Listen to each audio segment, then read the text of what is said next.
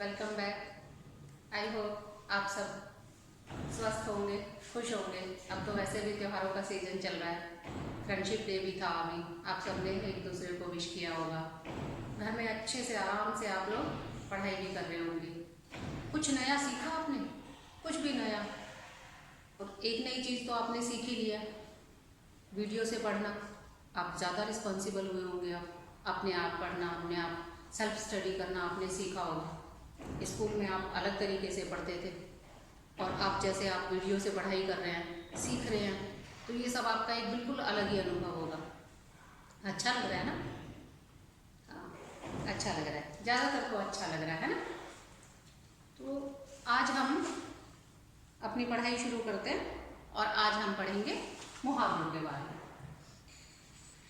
मुहावरे कुछ वाक्यांश ऐसे होते हैं जिनका शाब्दिक अर्थ न होकर एक विशेष अर्थ होता है। मतलब जो हम शब्दों में उसका अर्थ दे रहे हैं वो अर्थ ना होकर एक अलग से अर्थ होता है। तो जैसे मुंह में पानी आना, इसका अर्थ ये नहीं है कि मुंह में पानी आ गया। मुंह में पानी आना का अर्थ है मन ललचाना, किसी चीज़ के लिए मन करना, तो इसका अर्थ होगा मन ललचाना। जो वाक्यांश अपने शाब्दिक अर्थ से अलग कुछ विशेष अर्थ देता है उसे मुहावरा कहते हैं। और मुहावरों से जो हमारी भाषा है वो प्रभावशाली बनती है, सुंदर लगती है, थोड़ा उसका प्रभाव अलग आता है। देखिए, आप हमारे हाफ ईयरली एग्जाम में आएंगे आपके 1 से लेके 10 तक।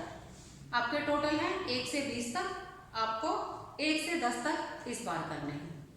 देखिए आपको कैसे लिखने हैं।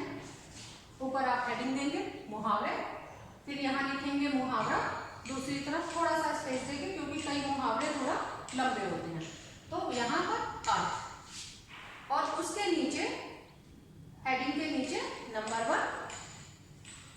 उसके बाद आप जो भी मुहावरा है उसका अर्थ है और अगली लाइन से आप शुरू करेंगे वाक्य। ठीक है, उसको वाक्य में प्रयोग करना, सिर्फ मुहावरा और अर्थ नहीं, आपको उसको वाक्य में प्रयोग भी करना है। तो चलिए पढ़ाई शुरू करते हैं। तैयार हैं आप? अपनी बुक भी आप साथ लेकर बैठिए और पेज नंबर 97 निकाल लीजिए। हमारा पहला मुहावरा है अंगूठा दिखाना, और इसका अर्थ होता है किसी काम के लिए मना कर देना। से अंगूठा दिखाना है ना ऐसे, तो इसका अर्थ होता है किसी काम के लिए मना कर देना। अंगूठा दिखाना का मतलब ये नहीं है कि आपने ऐसे कर दिया, ऐसे कर दिया, ये नहीं है। इसका मतलब आप किसी काम के लिए मना कर देना। और इसका वाक्य है, जब मैंने गृह कार्य देखने के लिए रवि से कॉपी मांगी तो उसने अंगूठा दिखा दिया। मतलब उसने मना कर दिया, उसने कॉपी देने से मना कर दिया। आपको समझ में आया? अंगूठा दिखाना, किसी काम के लिए मना कर देना। वाक्य आप अपने मन से भी बना सकते हैं, बस मैंने बार बार कहा है आपको अर्थपूर्ण वाक्य होना चाहिए, उसको अर्थ स्पष्ट हो जाना चाहिए। दूसरा है हमारा अक्ल का दुश्मन होना। अक्ल का दुश्मन, ये नहीं है कि अक्ल कोई चीज़ है सामने खड़ी है उसके दुश्मन हो गए। अक्ल का दुश्मन का अर्थ होता है मूर्ख, मूर्ख। और इसका वाक्य है, तुम तो अक्ल के दुश्मन हो जो अपना भला बुरा भी नहीं समझ सकते। अपने मन से भी कोई भी वाक्य बना सकते हैं। रवि तो अक्ल का दुश्मन है, उसे अपना भला बुरा भी समझ में नहीं आता, या जो भी आपको अर्थपूर्ण वाक्य समझ में आता है आप उसे भी बना सकते हैं। जरूरी नहीं है कि इसमें जो बुक में दिए हुए हैं वाक्य आप वही लिखेंगे, बल्कि अच्छा होता है जब आप अपने मन से वाक्य बनाते हैं, लेकिन काफी सोच समझ के बनाना जिससे उसका अर्थ स्पष्ट हो रहा हो। ठीक है, मैंने आपको 2 लिखकर दिखाए हैं, इसी तरह ये आपकी बुक में 10 हैं। तीसरा है आंखों का तारा होना, और इसका अर्थ है बहुत प्यारा होना। आंखों का तारा होना, बहुत प्यारा होना। इसका वाक्य बना सकते हैं आप, हर बच्चा अपने माता पिता की आंखों का तारा होता है, या अजय अपने माता पिता की आंखों का तारा है। 4th है आंखें दिखाना, क्रोध करना। आंखें दिखाना, जब गुस्से में आंखें ऐसे हो जाती है ना हमारी, तो आंखें दिखाना का है क्रोध करना। जब मैं अकेले बाहर जाने की जिद करने लगी तो पिताजी ने आंखें दिखाई। या मेहमानों के आने पर जब हम भाई बहन झगड़ा करने लगे तो पिताजी ने या माताजी ने आंखें दिखाई। 5th है आग बबूला होना।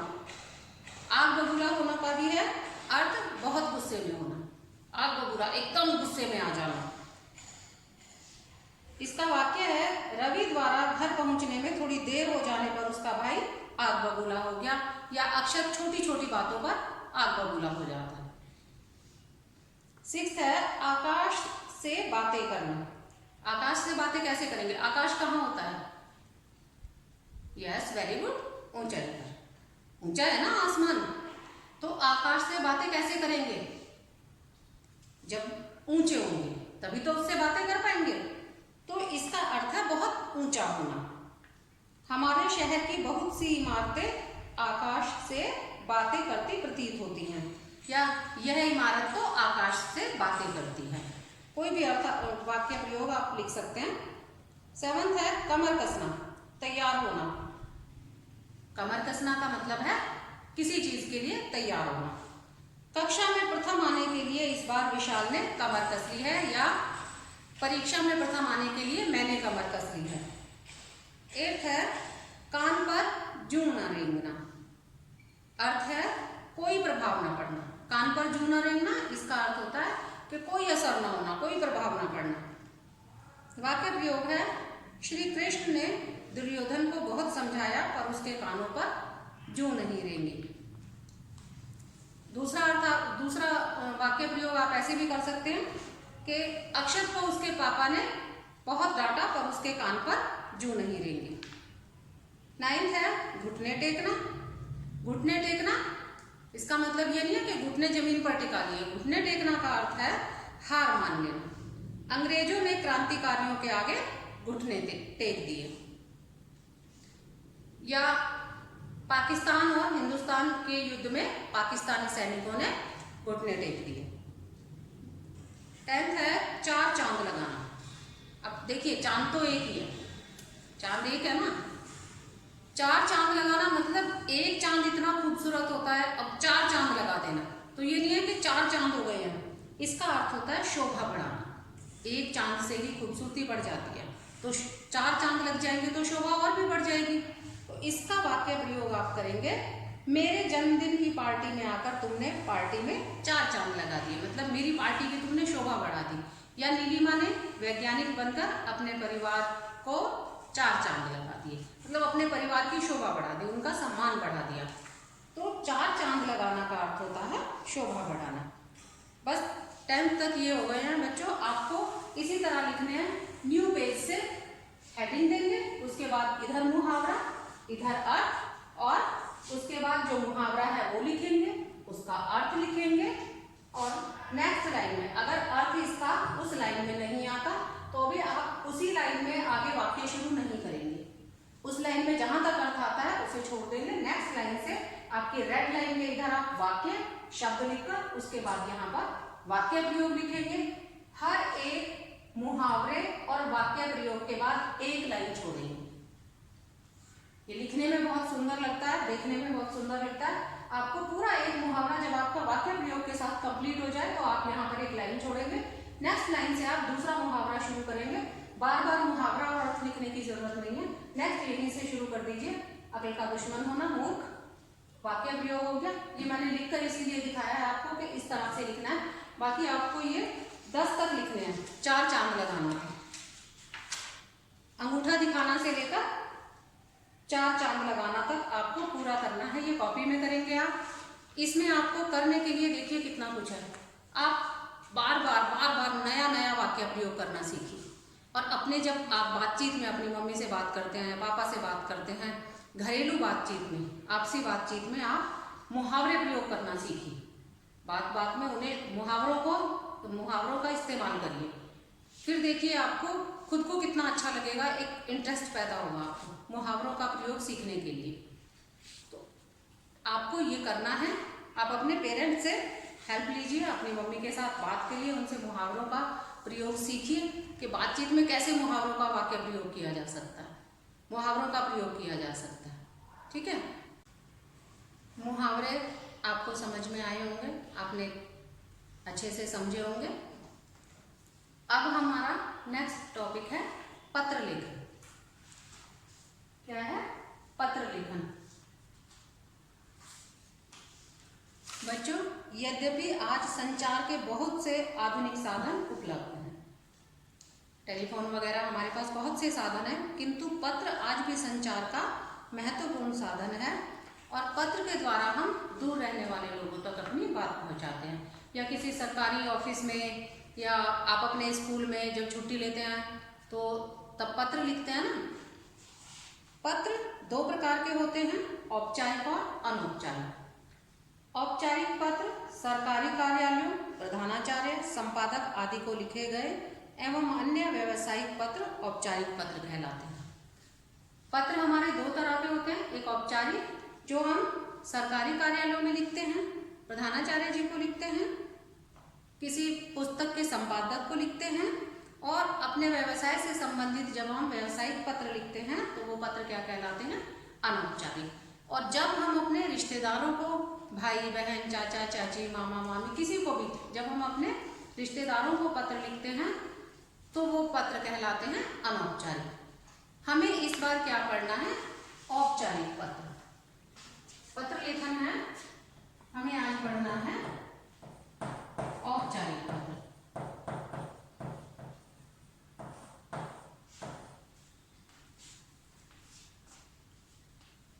औपचारिक पत्र लिखने के कुछ मुख्य अंग होते हैं, इसके कुछ मुख्य अंग होते हैं, ध्यान दीजिएगा। सबसे पहले आता है पत्र भेजने वाले का पता तथा दिनांक।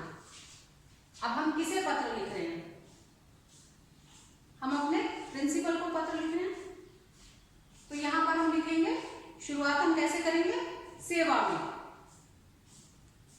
श्रीमान प्रधानाचार्य, सेंट जोसेफ स्कूल, आपके स्कूल का नाम सेंट जोसेफ है तो आप यहाँ अपने स्कूल का नाम लिखेंगे, अपना पता लिखना है तो वहां, क्योंकि आप सेंट जोसेफ स्कूल में पढ़ते हैं तो आप लिखेंगे Saint Joseph School, Alpha Fast, Greater Noida.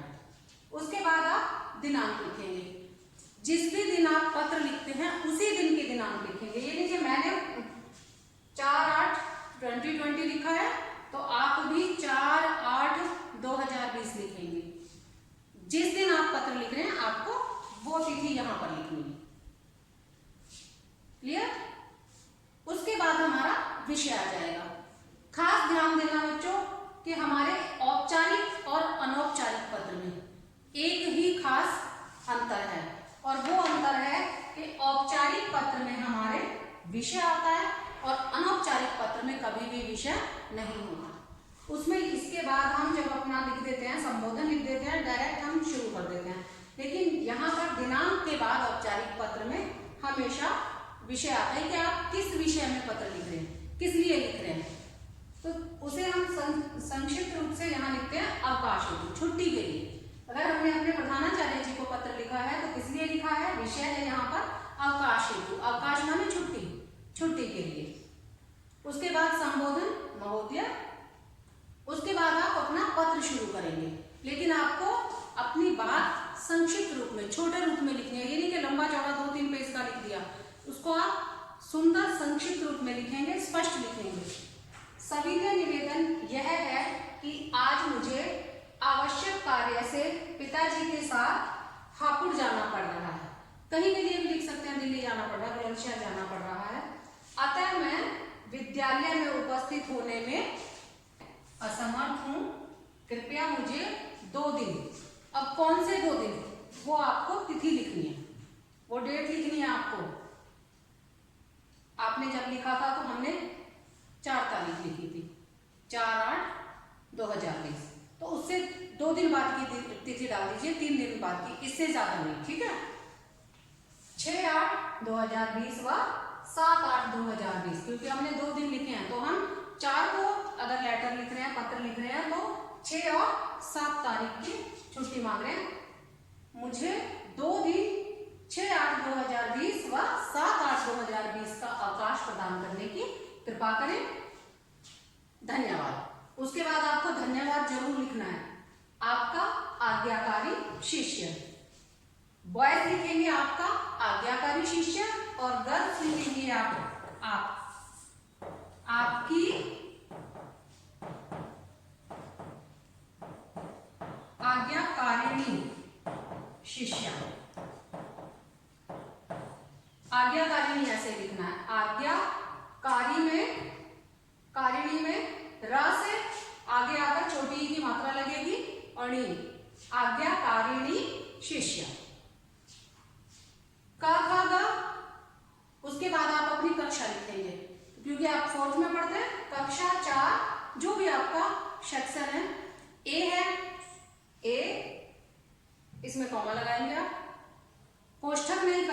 ये ब्रैकेट्स में नहीं करना है, कॉमा लगाएंगे ऊपर बिल्कुल ऐसे। और उसके बाद आप लिखे, अगर किसी का बी है बा, सी है सा, डी है द, ठीक है। तो इस तरह से आप अपना सेक्शन भी लिखेंगे और पूरा लिखेंगे। आप अपनी बुक में लिखिएगा। सबसे पहले आपको कॉपी में ये करना कैसे है, जब आप मुहावरे कर लेंगे तो न्यू पेज से आपको हेडिंग देनी है औपचारिक पत्र। उसके बाद लिखना है अवकाश के लिए प्रधानाचार्य को प्रार्थना पत्र। ये आपकी रिक्वेस्ट है, प्रधानाचार्य जी से आपकी रिक्वेस्ट है, प्रार्थना है, तो प्रार्थना पत्र। अवकाश के लिए प्रधानाचार्य को प्रार्थना पत्र। उसके बाद जैसे मैंने शुरू कराया है, सेवा में श्रीमान प्रधानाचार्य, उसके बाद अपने स्कूल का नाम लिखेंगे। ये सब यहाँ पर लिखा है। प्रधानाचार्य महोदय भी लिख सकते हैं और श्रीमान प्रधानाचार्य भी लिख सकते हैं। उसके बाद अपने स्कूल का नाम लिखेंगे। ये दिल्ली के किसी स्कूल का नाम है, SR कॉन्वेंट स्कूल। आप लिखेंगे Saint Joseph School, Alpha Fast, Greater Noida. उसके बाद आप दिनांक लिखेंगे, जिस भी दिनांक में आप लिख रहे हैं वही दिनांक लिखेंगे। उसके बाद विषय सिर्फ अवकाश है। फिर महोदय, सविनय निवेदन है कि मुझे आज आवश्यक कार्य से पिताजी के साथ हापुड़ जाना पड़ रहा है। जगह का नाम आप बदल सकते हैं। दिल्ली जाना पड़ रहा है, जयपुर जाना पड़ रहा है, अतः मैं विद्यालय में उपस्थित होने में असमर्थ हूँ। कृपया मुझे 2 दिन, क्योंकि हमने 4 तारीख लिखी थी, 6/8/2020 व 7/8/2020 का अवकाश प्रदान करने की कृपा करें। उसके बाद धन्यवाद। आपका आज्ञाकारी शिष्य काका, कक्षा 4A, जो भी आपका सेक्शन है वो लिखेंगे।